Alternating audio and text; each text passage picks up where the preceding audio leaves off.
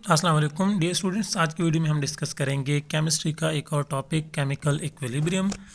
Chemical equilibrium के मैंने short question भी आपके सामने लिखे हैं और लॉन्ग आंसर भी, और आपने पेपर में कैसे आंसर करना है ये भी मैं आपको बताऊंगा।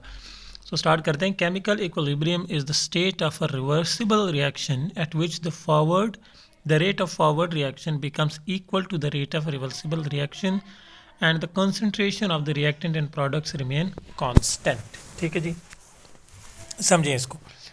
जब भी हम एक रिएक्शन करते हैं तो उसमें दो चीज़ें होती हैं, एक होता है प्रोडक्ट, एक होता है उसका रिएक्टेंट। ठीक है, वो दो चीज़ें जिनको मिलाया जाता है, आपस में रिएक्ट करवाया जाता है। फॉर एग्जांपल आपके पास एक तरफ है पानी और नमक, तो जब आप नमक पानी में डालते हैं ये दोनों रिएक्टेंट्स हैं। ठीक है, अब नमक और पानी का जो रिएक्शन है ये अपना जब प्रोसेस स्टार्ट करता है तो इसको फॉरवर्ड रिएक्शन कहते हैं। ठीक है, कुछ रिएक्शंस ऐसे होते हैं जो सिर्फ वन वे चलते हैं, यानी फॉरवर्ड होते हैं, वो बैकवर्ड नहीं आ सकती। यानी अगर आपने किसी पेपर को आग लगा दी तो वो जल गया, अब वो वापस रिवर्स नहीं हो सकता। ठीक है, ये वन वे रिएक्शन हो गया। इसी तरह कुछ रिएक्शंस ऐसे होते हैं जो टू वे होते हैं, जिनको आप क्या करते हैं, अगर दो चीज़ों को मिक्स कर दें तो उनको आपस में दोबारा सेपरेट कर सकते हैं, या जो पुराना रिएक्टेंट था वो भी उससे बन सकता है, तो उसको रिवर्स रिएक्शन कहते हैं। वो रिएक्शंस जो जब उनका जो फॉरवर्ड रेट है और जो उनका रिवर्स रेट है, जब वो एक दूसरे की इक्वल हो जाए तो रिएक्शन स्टॉप हो जाते हैं। फॉर एग्जांपल आपके पास एक तरफ है नाइट्रोजन, दूसरी तरफ है हाइड्रोजन। ठीक है, जब आप नाइट्रोजन और हाइड्रोजन को मिक्स करते हैं तो इनसे बनता है अमोनिया। ठीक है, आपने for example 5 gram gaseous form में आपने नाइट्रोजन ली और आपने हाइड्रोजन लिया, आपने उन दोनों को मिक्स किया और उनसे बन रहा है, अब उनका रिएक्शन स्टार्ट हो गया तो धीरे धीरे धीरे धीरे वो अमोनिया में कन्वर्ट होंगे। लेकिन उसी टाइम पे अमोनिया का रिएक्शन भी स्टार्ट हो जाएगा और वो दोबारा हाइड्रोजन और नाइट्रोजन अलग अलग बनाना का प्रोसेस स्टार्ट कर देगा। जब वो दोनों एक दूसरे की इक्वल आ जाएंगे कि जिस तेज़ी से अमोनिया बन रहा था उसी तेज़ी से हाइड्रोजन और नाइट्रोजन बनना स्टार्ट हो जाएं, तो जो वो स्टेट है उसको कहते हैं कि अब ये स्टेट ऑफ इक्विलिब्रियम है। ठीक है, आई होप मैं आपको समझा पाया हूँ। सो दोबारा इसको देख लें कि it is a state when the rate of reverse reaction, rate यानी speed of reverse reaction, becomes equal to the speed of forward reaction. ठीक है, तो जाहिर सी बात है, अगर आप फॉर एग्जांपल एक तरफ से किसी चीज़ को मैं धक्का मार रहा हूँ, दूसरी तरफ से उसको कोई और धक्का मार रहा है, तो जब मेरे और उसकी फोर्स इक्वल होंगे, मैं भी 5 न्यूटन का फोर्स दे रहा हूँ, वो भी 5 न्यूटन का दे रहा है, तो वो चीज़ अपनी जगह से मूव नहीं करेगी, रिएक्शन वहाँ पे रुक जाएगा। तो इस स्टेट को हम लोग क्या कहते हैं, इस स्टेट को हम लोग केमिकल इक्विलिब्रियम कहते हैं। एग्जांपल हमने लिखे नाइट्रोजन और हाइड्रोजन के, आप देखें ये इस पर्टिकुलर रिएक्शन की एग्जांपल की नीचे आप के सामने वो भी लिखी हुई है। हमने लिखा हुआ है कि इस रिएक्शन में आपका जो फॉरवर्ड और जो रिवर्स रिएक्शन है वो दोनों सिमल्टेनियसली टेक प्लेस कर सकते हैं। ठीक है जी। अच्छा, effect of the conditions according to Lee Chatterley's principle, when a system at equilibrium is disturbed, it shifts to oppose the change. Increase in concentration क्या करता है, फॉर एग्जांपल आपके पास एक रिएक्शन है जो इक्विलिब्रियम पे खड़ा हो गया है। ठीक है, अब आपने उसकी कंसंट्रेशन इंक्रीज कर दी तो फिर वो शिफ्ट टुवर्ड्स प्रोडक्ट कर देगा। आप उसका टेम्परेचर बढ़ा देंगे तो फिर वो डिपेंड करता है कि रिएक्शन है किस तरह का, वो एंडोथर्मिक, एक्सोथर्मिक वगैरह। और अगर आप उसका प्रेशर बढ़ा देंगे, ठीक है, तो shift toward fewer gas moles. तो यानी जब आप इन तीनों चीज़ों को चेंज करेंगे तो उससे रिएक्शन का जो स्टेट ऑफ इक्विलिब्रियम है उस पर भी इम्पैक्ट पड़ेगा।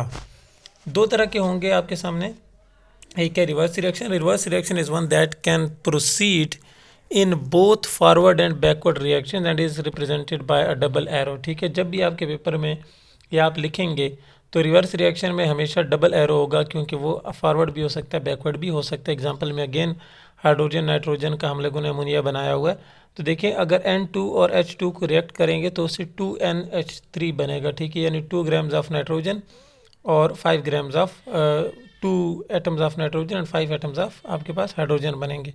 लेकिन जैसे ही आप उनको 6, सॉरी हाइड्रोजन के 6, जैसे ही आप इनको रिवर्स लेकर जाएंगे तो वो रिवर्स में दोबारा नाइट्रोजन N2 और 3H2 भी बन सकता है।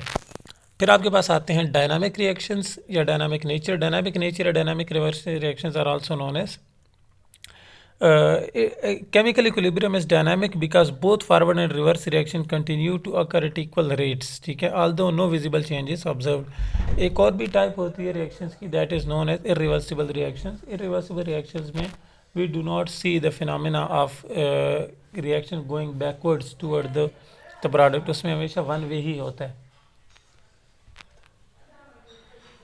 अच्छा, कुछ there are certain factors that affect the equilibrium. ठीक है, वो कौन कौन से फैक्टर्स हैं दैट अफेक्ट द इक्विलिब्रियम. उसमें सबसे पहले नंबर पे है आपके पास टेम्परेचर, दूसरे नंबर पे आपके पास प्रेशर, और आपके पास जो है वो कंसंट्रेशन. ये तीनों चीज़ें इफेक्ट करते हैं. कैसे? For example, increase in reaction shifts equilibrium to the right while increase in product shifts it to the left. Left side पे आपके पास होता है रिएक्टेंट और राइट साइड पे आपके पास होते हैं प्रोडक्ट. तो अगर आप फॉर एग्जांपल रिएक्टेंट्स में कुछ ऐड करेंगे तो दोबारा वो प्रोडक्ट की तरफ चलना स्टार्ट हो जाएगी, यानी प्रोडक्ट बनना स्टार्ट हो जाएगा. और अगर आप प्रोडक्ट में कुछ ऐड करेंगे तो दोबारा रिएक्टेंट्स की तरफ आ जाएगा, वो रिवर्स का प्रोसेस दोबारा से स्टार्ट हो जाएगा. एक्सोथर्मिक रिएक्शंस होते हैं. अगर एक्सोथर्मिक रिएक्शंस यानी वो हीट जो है उसको क्या कर रहे हैं, रिलीज़ कर रहे हैं, तो उसमें जो टेम्परेचर है वो शिफ्ट करता है इक्विलिब्रियम को लेफ़्ट की तरफ, और एंडोथर्मिक में वो शिफ्ट करता है राइट की तरफ. और प्रेशर जो है in gaseous systems, increase in pressure effects equilibrium towards the side with fewer moles of gas. जिस तरफ कम मोल्स ऑफ गैसेज होंगे, अगर दोनों गैसेज हैं फॉर एग्जांपल हाइड्रोजन नाइट्रोजन को मिला के जो प्रोडक्ट बन रहा है वो भी अगर गैस ही हो, तो जिस तरफ कम गैसेज होंगे उस तरफ को आपकी रिएक्शन का जो इक्विलिब्रियम है वो शिफ्ट हो जाएगा. ठीक है, so this is the whole topic. आप ये जो मैंने आपके सामने लिखा हुआ है इसी को नोट करके बेशक आप क्या कर सकते हैं, एग्ज़ाम में लिख सकते हैं. And if you want these notes तो वो भी आप मुझे कमेंट करें या टेक्स्ट करें on different social media accounts, तो आपको ये मिल जाएंगे. ठीक है जी, होपफुली आपको लेक्चर समझ आ गया होगा.